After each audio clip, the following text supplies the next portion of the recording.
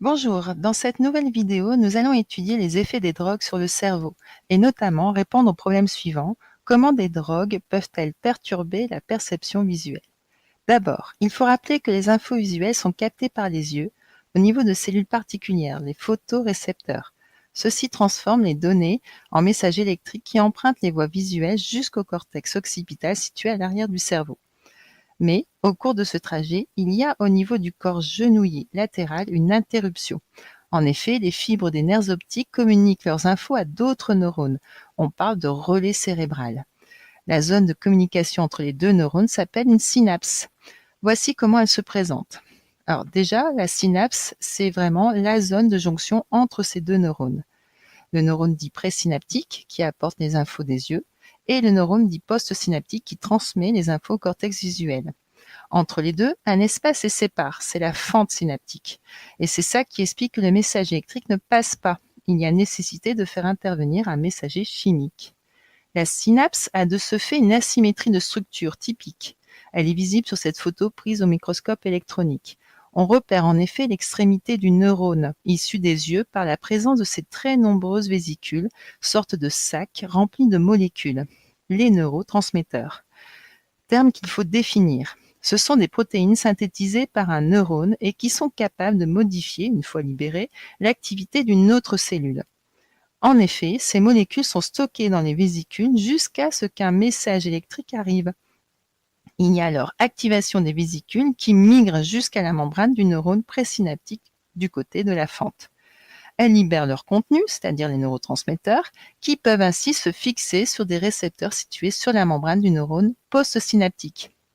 Or, ces récepteurs sont spécifiques. Ils ne peuvent s'associer qu'avec des molécules précises.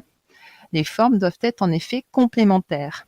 Dans les voies visuelles, le neurotransmetteur, c'est la sérotonine, dont la structure tridimensionnelle s'accorde parfaitement sur les récepteurs des neurones visuels.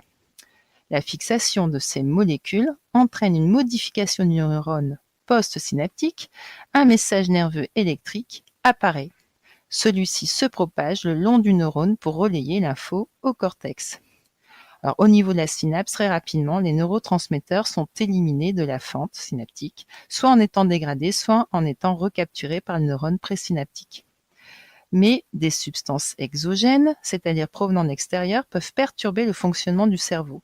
Cela peut être les drogues telles que le LSD, qui est synthétisé à partir d'un champignon parasite qui atteint une céréale, le seigle, et celui-ci se présente souvent sous forme de petits papiers buvards imprégnés de la substance. Il existe aussi des champignons hallucinogènes tels que le psilocybe ou encore la mescaline, molécule issue d'un cactus. Tous sont classés comme stupéfiants et par conséquent strictement interdits. Leur mode d'action est différent selon la molécule. Pour le LSD, il y a en fait une ressemblance de forme, de structure tridimensionnelle avec une partie du neurotransmetteur. Et donc, les molécules de LSD peuvent se fixer sur les récepteurs à la place du neurotransmetteur naturel.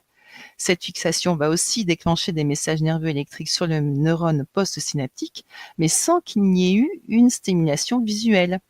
On parle d'hallucination visuelle. C'est la perception d'un objet qui n'existe pas. En gros, la perception d'une sensation alors qu'aucun stimulus extérieur n'est susceptible de la provoquer. D'ailleurs, cette drogue est souvent à l'origine de ce qu'on appelle les bad trips, des hallucinations cauchemardesques amenant à un tel état de panique que la personne peut être amenée au suicide. Le flashback ou retour d'acide constitue un autre risque, c'est le fait de revivre les effets du LSD plusieurs mois voire plusieurs années après la prise, ce qui peut évidemment créer des accidents. Enfin, ces hallucinations s'accompagnent d'autres troubles qui ne touchent pas seulement la vision et qui peuvent s'avérer dangereux pour soi, mais aussi pour les autres.